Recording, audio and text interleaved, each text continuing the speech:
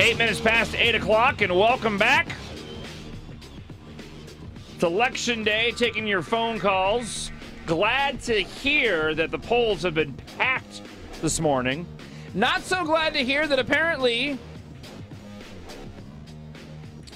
PEMArecorder.gov or recorder.pema.gov, that website is not working to check your early ballot. Epic fail. Vote Bill Beard. All right, we're going to get back to all of your phone calls coming up. But first, we're very pleased to welcome back to the show, and I'm sure he's busy today, out of Texas, NRCC Chairman Pete Sessions. Good morning, sir, and thanks for coming back on the show. It's good to hear from you. John Justice, I love the walk-up song you had. It is going to be a great day for this country because we're going to take back America. The successful rain dance has a lot to do with timing, and that is today. It's pretty amazing for us here in southern Arizona already when you consider the fact that, you know, Arizona, I don't want to say we don't have a stake in this. We obviously do. We have very important local elections, you know, state elections that we have to worry about. But in terms of the presidency, you know, you're looking at the swing states as usual. And yet this morning, crowds like 2010 and 2008, crowds like we have never seen here in southern Arizona. It's pretty amazing. People are fired up. Well, they should be, and I'll tell you, there's a lot at stake for me as chairman of the National Republican Congressional Committee. We have, in particular, 3 candidates on the ballot that will either get Nancy Pelosi as our speaker again, where we'll pass lots of bills without reading them, or John Boehner, that they'll be about jobs.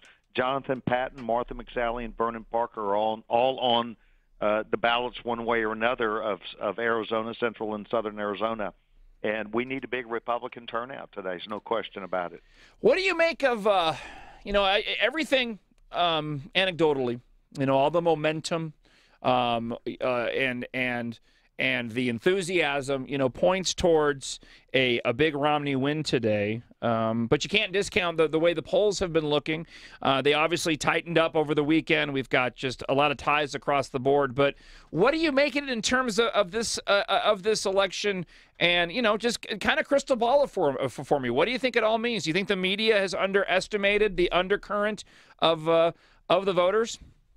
Let me just give an analogy, and the Sure. analogy is middle of the summer, we had a Wisconsin race where the media said it was going to be tied up and we'll be there. MSNBC said we'll be here all night to give you frontline coverage from the battleground state of Wisconsin, and at 7:30 it was over.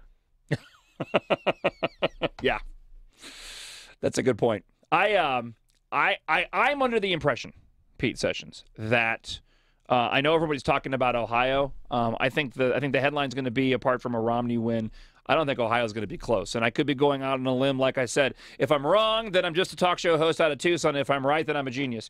But it feels as if the media's just got it all wrong, and the people are heading out to vote today. And from what we're hearing, they know what's at stake. They know how important this is, and they want to vote as soon as they can to let their voice be heard. I'm excited. 2 million American jobs right now are up for grabs starting this next year. 800,000 more Americans will lose their job if we keep Obamacare. Yeah. 1.2 million if we raise taxes like the president wants to do. We cannot allow this to happen. Our president, and this is really a fine line, our president, whoever that president is, needs to be for everybody. Want everybody to be successful. I have a Down syndrome son, and disabled people are the first to lose their job in a marketplace and the last to get them back when the economy comes back. We need a president who will be for everybody, including disabled people, including people that have money. My gosh, we need Michael Dells and Ross Perot's and Bill Gates because they're job creators. We need to make sure that we don't raise dividends, taxes on dividends, where you put your money to work from 15 to 43%. That's what the president wants to do. it will kill our economy. And it kills, when you kill the economy, you kill jobs.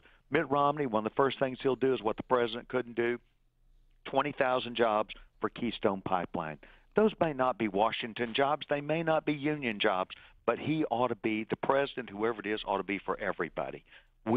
Our Republican Party, is for growing our economy for jobs and for disabled people to have a chance too.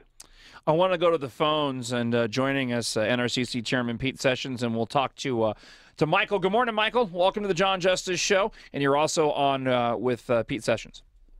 Hey, John, how are you? I'm doing good. And Mr. Sessions, I appreciate you joining us. I've got a question from you since you're in Texas on the ground. What is your take on this story that broke about the NAACP taking over precincts in Houston? Is there any real merit to that? We're looking at it right now, just as we are. If you look at Fox News, what's happening in Philadelphia, this must not be tolerated. There's immediate action coming that way. We are dealing with the circumstance. I'm waiting to find out, too. I'm actually in Washington today as the chairman of the NRCC. I'm up at our battleground headquarters, and we're watching this as we speak. I hope you'll stay tuned to hear that what we're going to find out is there should be no voter intimidation, and least of all in Texas. Well, we were talking a bit about this. I didn't get a chance to get to all the details, but the judge ordering the seating of Republican election officials allegedly ejected by Dems in Philadelphia, that's pretty much all that I have on it. Can you shed a little bit of more light on that? Do you have further details? Well, we remember, I do, and I've got to be careful. Sure. By the way, a group of Navy SEALs is helping to make sure that we have good ballot boxes, clean, oh, wow. clean security too. So it's a pretty touchy circumstance. Two sides involved. You remember 4 years ago, we had a bunch of Black Panthers with long rifles. Yep. That were out there, and the Department of Justice chose not to prosecute them. We're trying to carefully do this. Look, people, this is a smell test issue. Michael sees that too. A smell test issue, you cannot deny anybody the right to the ballot box, whether they're for you or against you.